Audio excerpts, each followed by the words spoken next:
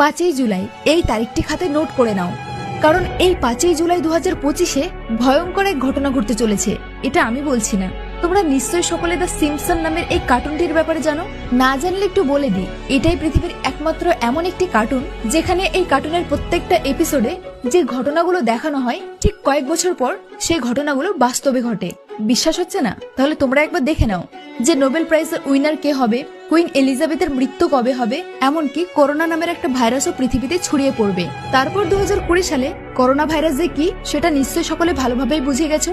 আর সব থেকে আশ্চর্যের এপিসোডটি হলো যে কার্টুনে দেখানো হয়েছিল যে ডোনাল্ড ট্রাম্প আমেরিকার প্রেসিডেন্ট হবে। একদম যেমনটা কার্টুনে দেখানো হয়েছিল ঠিক তেমনটাই বাস্তবে ঘটেছে।